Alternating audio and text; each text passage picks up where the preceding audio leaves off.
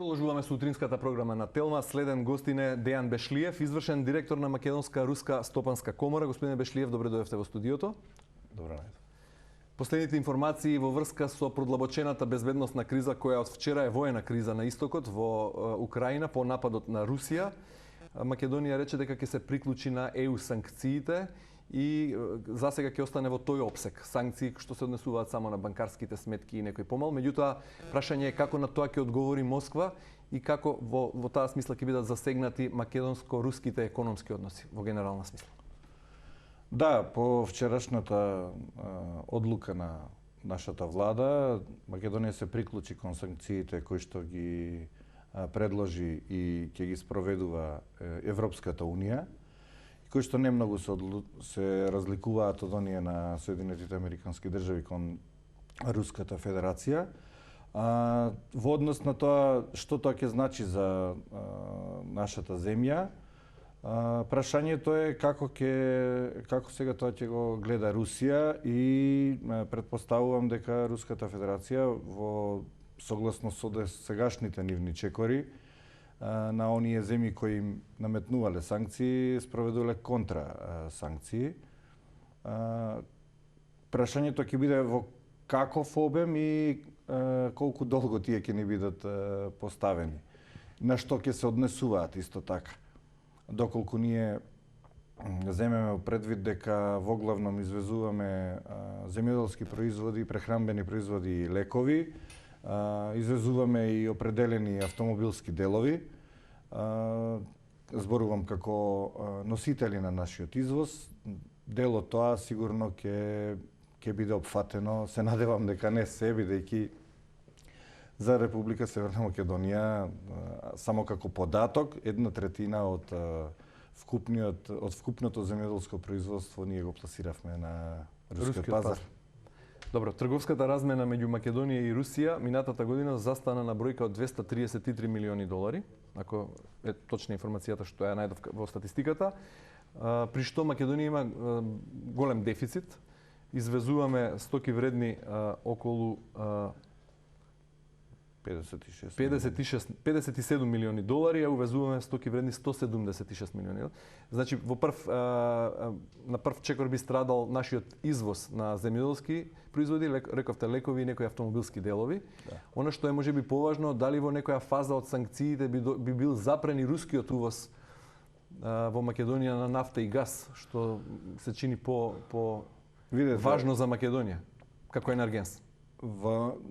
Ние сега, вие одека ги кажувате бројките од минатата година, меѓутоа, она што ние во нашето работење го гледаме е дека во последните години македонскиот извоз постојано имаше пораст и трговската размена полека, но сигурно почна да се враќа кон некои повисоки бројки, да кажам, од 120-30 милиони стигна до 230. Нормално е да имаме трговски дефицит, бидејќи во главном увезуваме нафта и газ, кои што имаат повисока додадена вредност, а ние одговаравме со извоз на земјоделски производи, лекови и, како што споменав, носители се и определени автомобилски делови. Но она што, да кажеме, акумулатори и така натаму, она што сега се приметува дека тој пораст се случуваше не само на една или две од тие земјоделски производи, но во последните години успеавме да направиме и диверзификација на производите кои Република Северна Македонија успеваше да ги пласира на рускиот пазар и тоа представуваше една нова, да кажам, нов импут во односите и развојот. Да не заборавиме дека многу значајно е да го споменеме и тоа дека од минатата година се врати директната линија авионска, односно тоа беше предуслов дека нашата трговска размена треба да оди во пораст и туризмот во тој смисол би бил развиен. Сега прашањето што тие ќе одлучат да кажам да не санкционираат, на вистина не можам да го кажам одговорот во овој момент. Тоа е прашање на анализа која ќе ја направат и ќе ја спроведат. А дали ние ќе забраниме увоз на руски газ и нафта, мислам дека е во овој момент нереално. Зошто?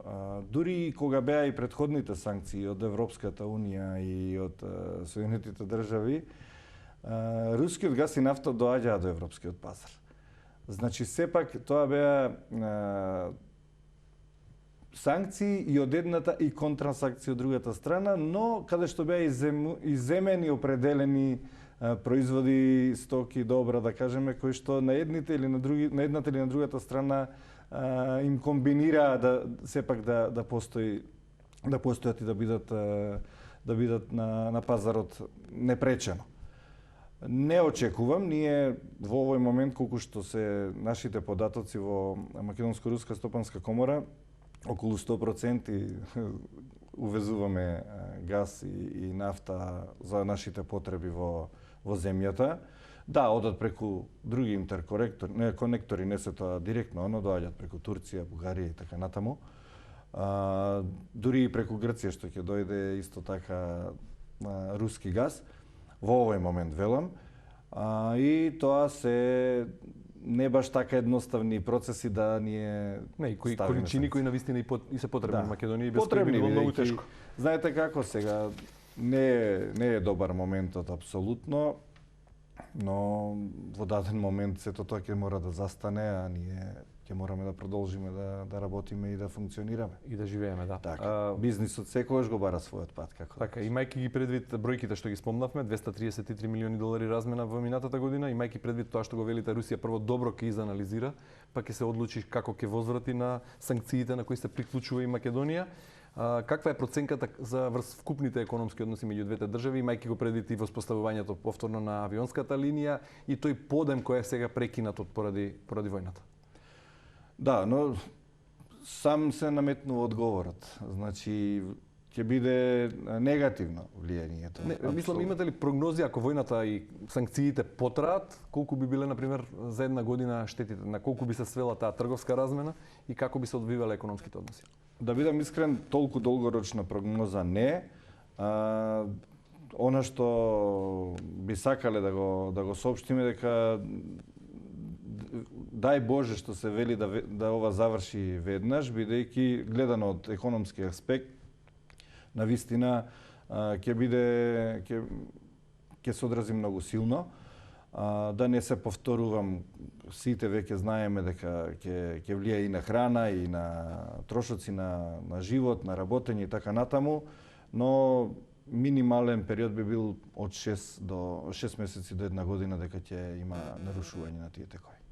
Така, освен нафта и газ кои ни се неопходни за да функционираме нормално како држава, Русија и Украина тука влегува се меѓу најголемите светски производители на житарици. И тоа е веројатно она истото што застрашува и на долг рок, ако воената криза продолжи, ќе може да се одрази врз цените на храната. Имате ли прогнози во однос на ова?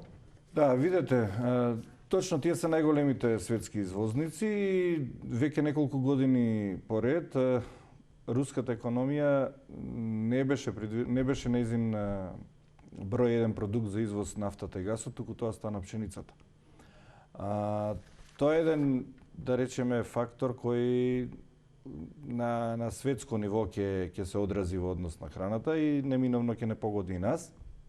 Иако директна увоз на пшеница ние немаме правено од Руската Федерација, односно нашите компании, претежно ние увезуваме од Србија, но во овој момент сепак берзите ќе ги диктираат цените, нели така?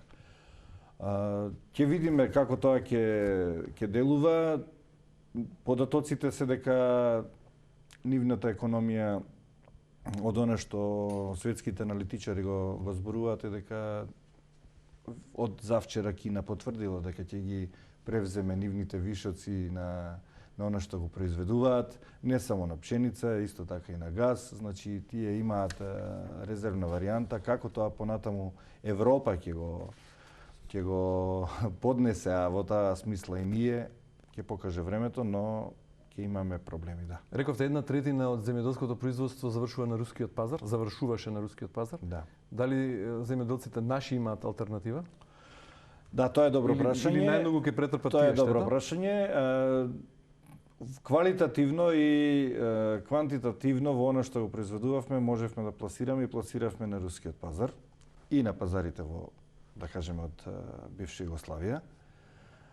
Ние со она што се среќаваме на терен е дека во овој момент алтернатива јас не гледам, бидејќи нашите носители се јаболката од земјоделски производи, јаболката, кајсиите, праските, а такви производи во овој момент на Западна Европа не и требаат, односно и да и требаат, квалитетот кој го нудиме не е посакуваниот согласно стандардите. И навистина ќе ни биде тешко да пронајдеме друг партнер. Во брз срок, сакам да кажам. Што друго значат конкретно санкциите или што би можеле да значат во некоја следна фаза? Забрана за работа на руски компании овде? Колку е рускиот капитал присутен на македонскиот пазар како представништва на руски фирми и обратно? Има ли голем број македонски фирми со своји представништва во Русија?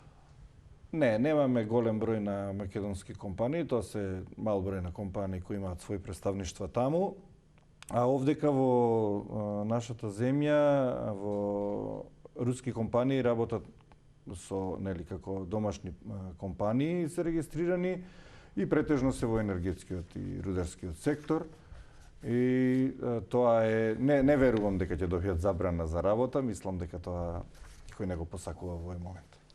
Освен земјоделството, кои друг сектори спомнавте лекови и автомобилски опреми? Да. Има ли некој од овие компании што се обратија кај вас во комората по дополнителни информации или сугестии што да прават и како да се насочат во наредниот период поради новонастанатата состојба? Значи од секторите кои што се обратија, земјоделскиот се обрати, фармацевскиот не, мислам дека прават проценки на она и очекуваат според мене да видат каква ќе биде реакцијата на руската страна, а потоа да се предвидуваат определени чекори кои треба да се преземат. Во секој случај, како заклучок, како бизнис комора, стопанска комора македонско-руска, бизнисот генерално очекува стабилност и бара стабилност за да може да просперира. Какви се вашите апели и очекувања во таа насока? Во овој момент бизнисот апсолутно е затечен како и сите, нели, и треба да се наоѓаат решенија, да се надеваме, повторувам дека руската страна ќе нема да ни даде санкции кои што ќе во целост ќе го скратат нашиот извоз, бидејќи и покрај се пак ќе повторам, ова ќе мора да се реши на еден или друг начин, а ќе мора да се бараат наши можности за извоз таму, да се вратиме на тој пазар. Се надевам дека ќе успееме да го задржиме она за кое што во последниве 20 години се бориме, а тоа е продор на тој пазар. Господине Бешлиев, ви благодарам многу за гостувањето во утринската програма на Телма и за аналитичките одговори. Ви благодарам.